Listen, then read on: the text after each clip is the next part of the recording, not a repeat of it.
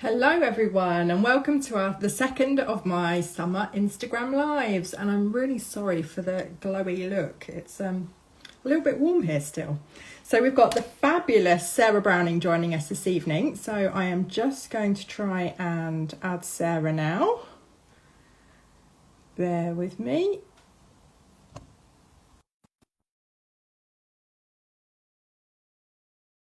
Going to appear. Come on, Sarah, don't leave me hanging. Don't leave me drum rolling by myself. Where are you, Sarah? Hello. Yeah!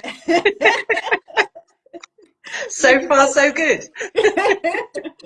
Amazing. Oh, it's so good to see you.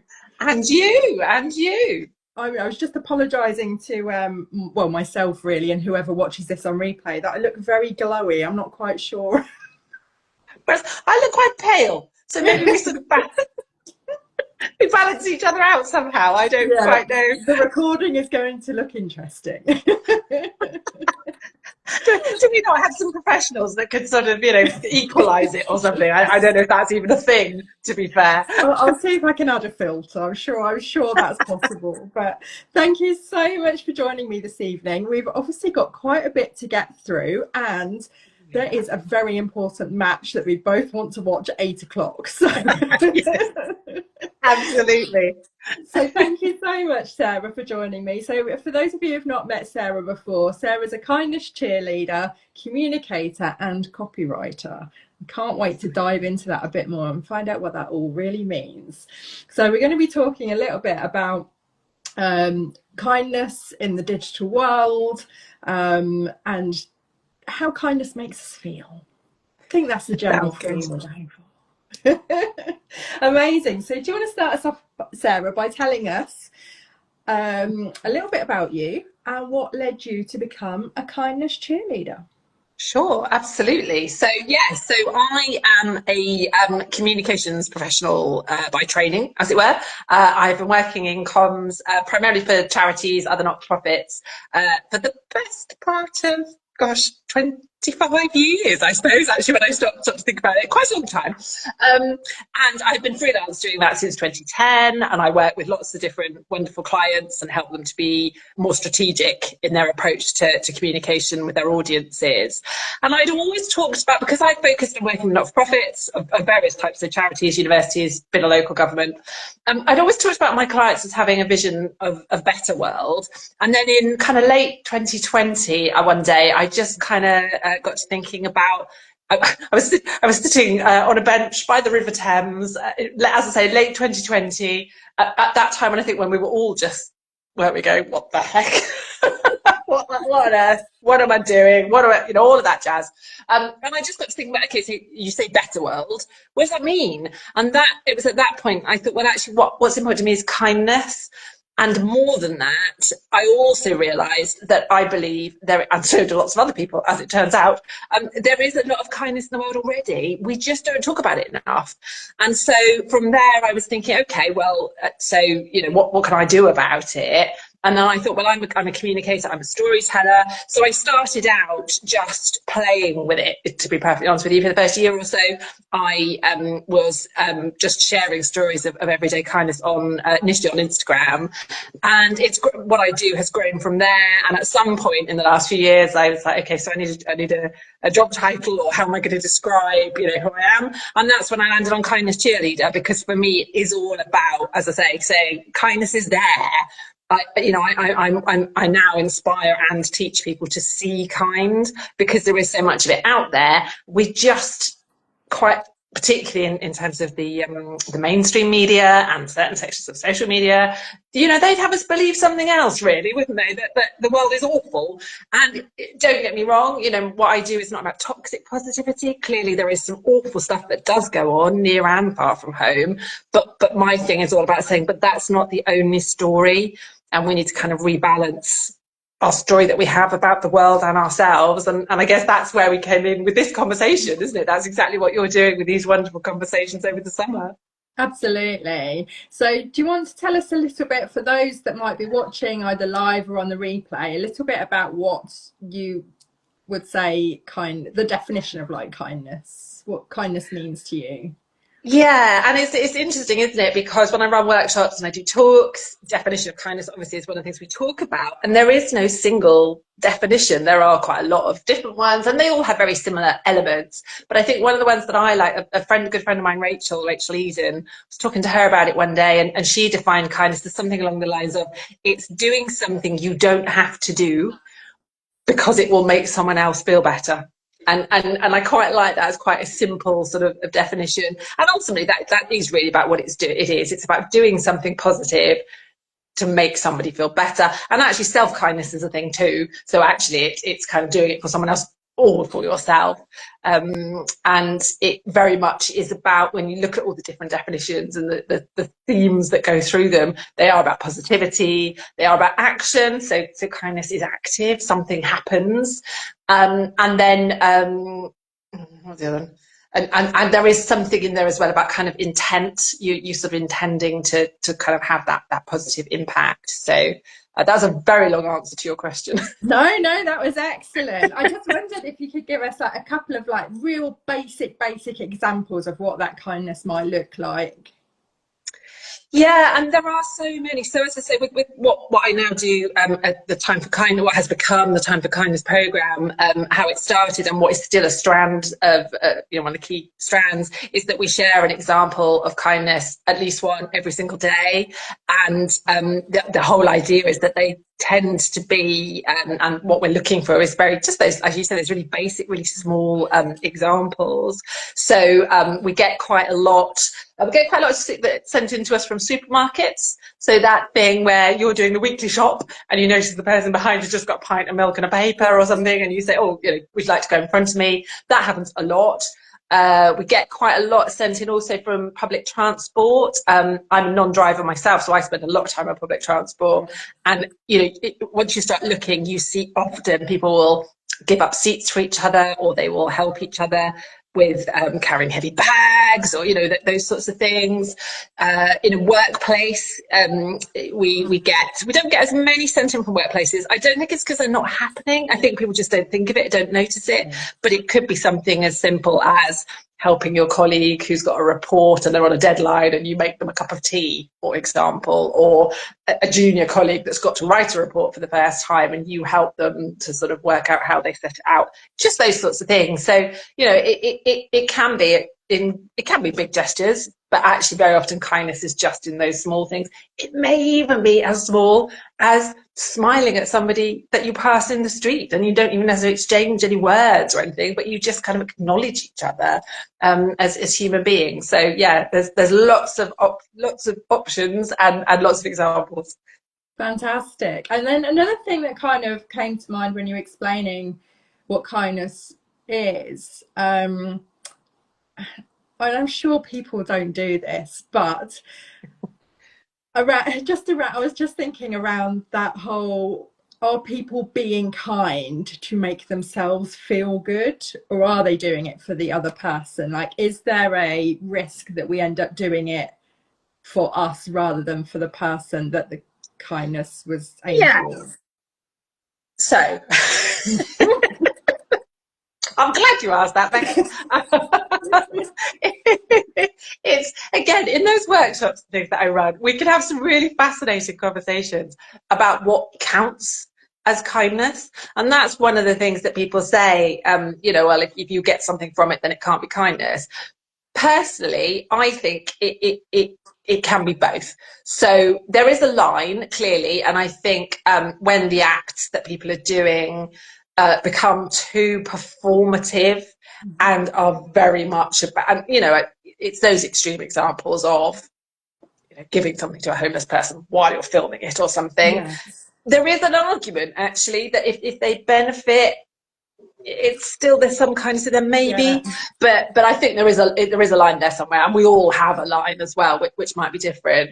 But the other thing is that there is lots of academic research around kindness that shows the benefits, and the benefits of a kind act are for the giver, no, I can't say it, the giver, the recipient, and the witness. Yeah. So there's lots of research that's showing, when you perform an act of kindness and when you receive acts of kindness, they generate things like oxytocin and serotonin and all those kind of feel-good hormones that we hear about.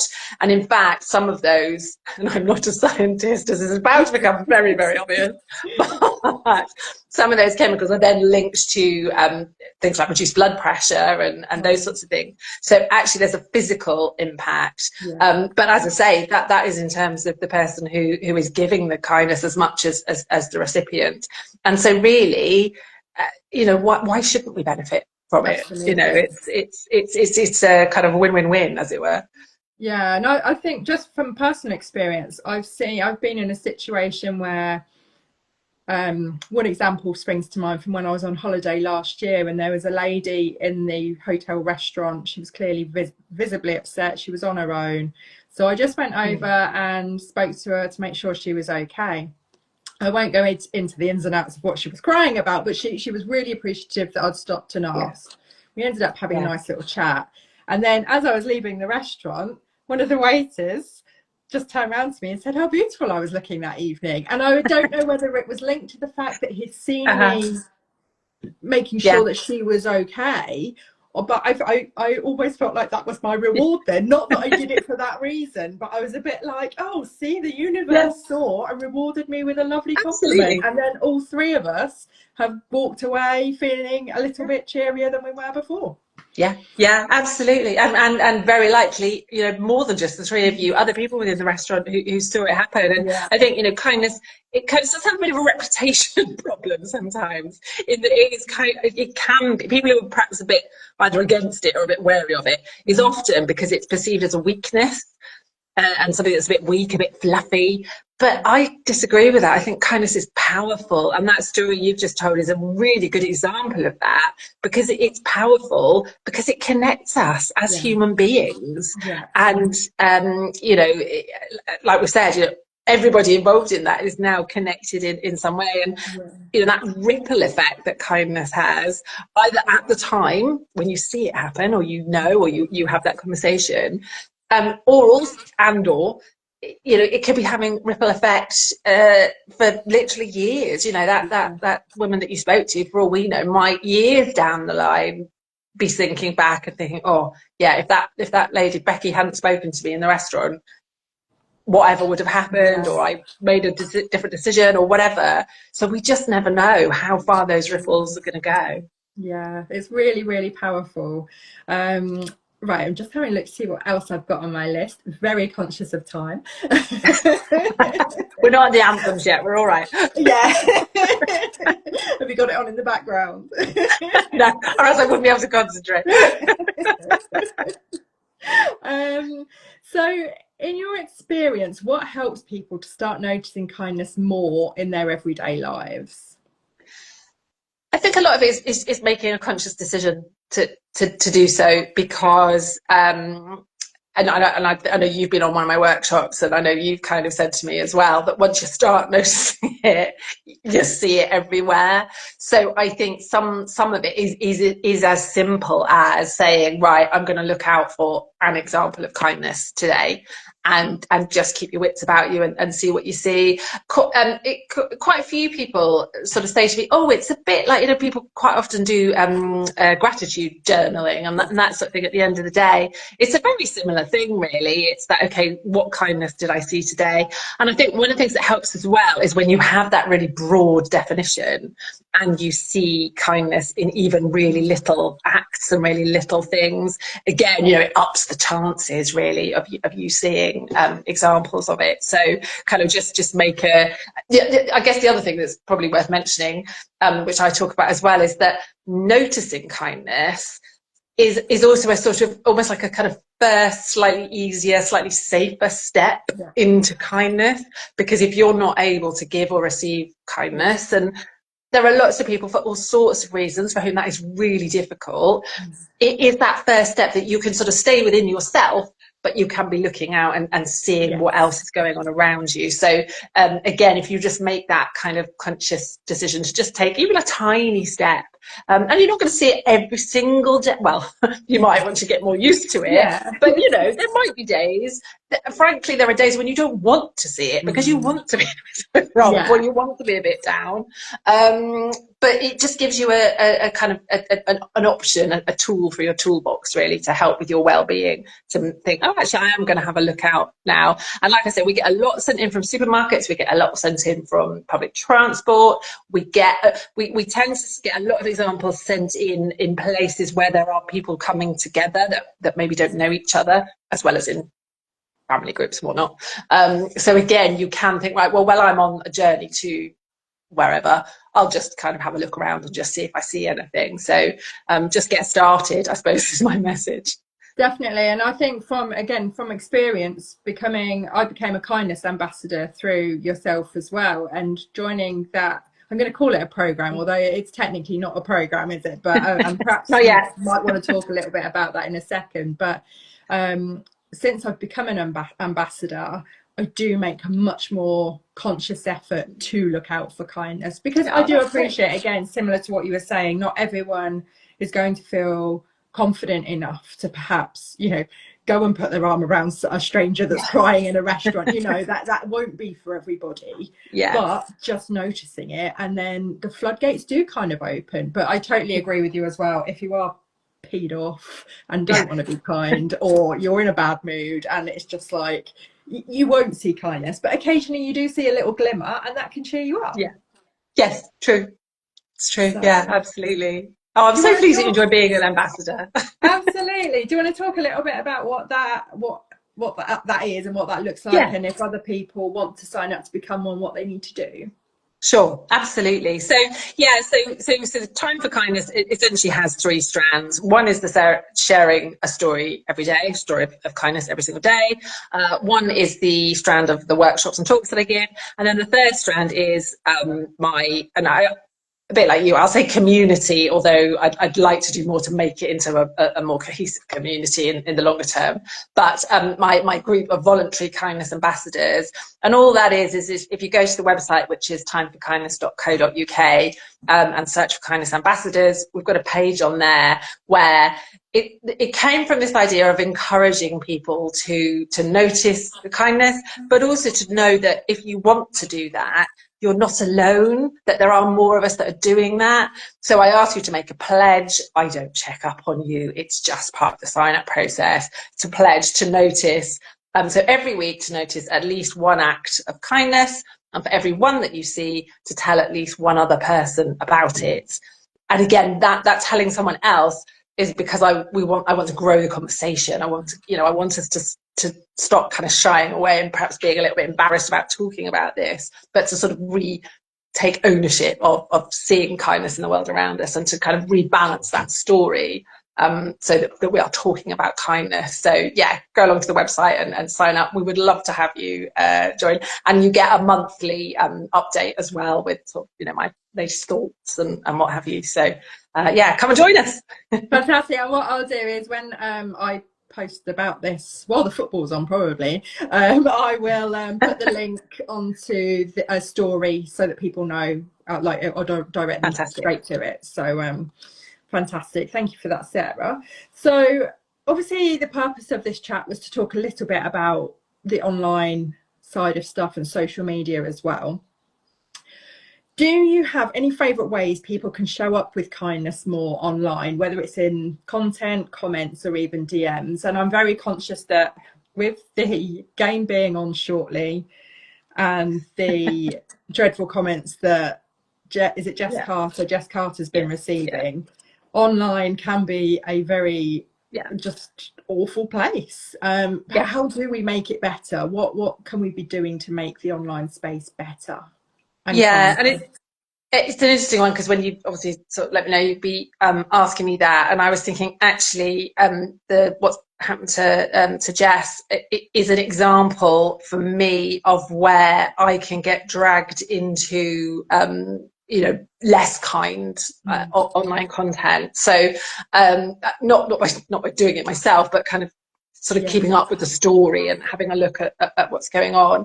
But I think in terms of what we can do, I think it is that thing of curating our own content more, so interacting more and more consciously with more positive things. So obviously at this point I put out a plug for Time for Kindness, because we're sharing something every day, so come and have a look at us.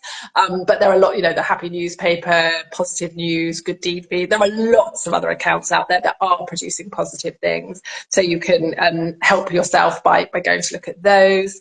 And I think there is something about finding kind of safe ways in which to be an ally as well. So calling out bad behaviour, as it were, or unkind behaviour.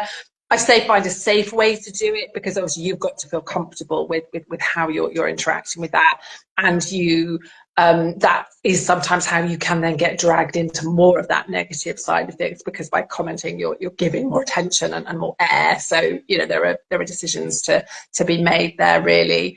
But also I think there is something about the kind of slightly classic, but kind of stopping and taking a beat before you respond to something, taking a breath and thinking, actually, is this helpful to add this into the conversation?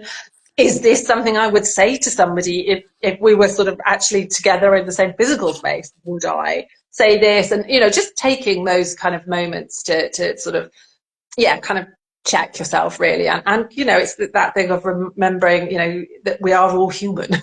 that there again, it's that kind of human interaction thing. So I think there's the sort of two, in terms of kind of what you're seeing is one thing, but then what you're putting out there is also another aspect to think through before, we all get those moments, don't we, where we want to go, but, let's take that moment and pause and remember that we don't have to always respond immediately and quickly to everything. We can take that pause and see, reassess, really. Yeah, absolutely. And I think something I've noticed a lot of recently, I've got into this habit of reading the comments that people leave, particularly on Instagram.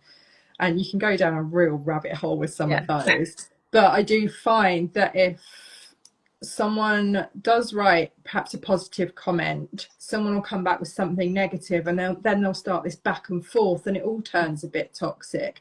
I think if you are going to leave a positive comment on something, not everyone is going to agree with it, but if someone does disagree with you, don't enter into that back and forth, because that is where it can all turn a bit more toxic and unkind. I think you're right. Absolutely. It's knowing when to walk away, isn't it? And actually not always feeling that you have to have the last word to be right. Actually, you can be right, for want of a better way of putting it, without having to get to that sort of moment. But in the heat of emotion, it's easy to see how we get a bit carried away sometimes. It can be tricky. I've been there myself. Exactly. My X account, or Twitter account as it was back then, has now been deleted. Yeah, absolutely. It happens more in some places than others, doesn't it? It certainly does. So Sarah, what does your own digital well-being look like? And have you got any rituals, boundaries or reminders that might help other people stay grounded in this online world? Yeah, probably nothing sort of different to what I've talked about, to be honest. I do... it is that kind of looking for positive content and engaging with content that is positive. I don't particularly, I'm not as good as I could be in terms of boundaries of timing and that sort of thing. But equally, I don't. Although I don't reinforce it deliberately necessarily, I'm not picking my phone up at all hours particularly. I'm not, I do have that control. I'm a real, I love reading. So actually that's one of the things that probably helps. And I love reading. And so actually the thing that I have always done, that I always still do before I go to bed, is I read a book.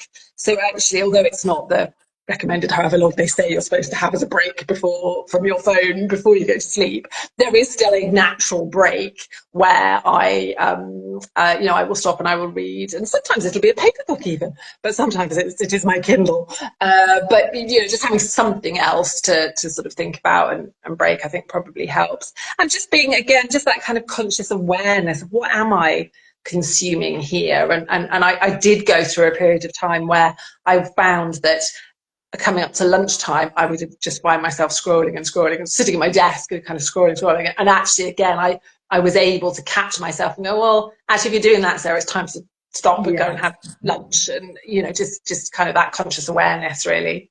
Fantastic. That's really good. I just want to mention in the comments, someone called Fireworks DHP, sorry if I pronounced any of that wrong, has said, being a kindness ambassador is a brilliant way to bring more kindness into your own life and enjoy seeing others being lovely to each other. I think that's very true. Thank you so much for sharing that. Yeah, absolutely. What have I done now? Okay, I think that's okay. Just messing things up on my screen, I think. Before we wrap up, Sarah, is there anything that you'd like to share or signpost people to? Obviously, you've already mentioned the Time for Kindness website and being a kindness ambassador. Is there anything else that you'd like to shout about before we finish off? Yeah, so I just would love to, people to become part of this movement with us, really, because it is a really positive thing. And I guess, as I said, there are the 3 strands that people get involved with. So you can become a kindness ambassador, you can have a look at the stories that we send. I do need stories. As I say, we publish one every day, so I need a constant source. I'm not going to run out, but please do keep telling us about your stories. And you can either do that via DMs, or we have a submit your story button on the website. So, telling us the examples of kindness you see around you. And then that other strand is about the workshops and talks that I do. So if you are part of a business or you're running events and you would like somebody to come and talk about something positive and upbeat. I spoke at a conference a couple of weeks ago at the beginning of the day, and people said to me, oh, it was just so refreshing to start the day with that real positive, upbeat tone. You've still got to talk about all the other difficult operational stuff, but you're at least starting from a more positive way. So yeah, any way that people would like to get involved in any of those 3, get in touch and just, keep talking about kindness. That's what we need to keep spreading the word, because it is there. And when you see kind, you feel better, is sort of my slogan.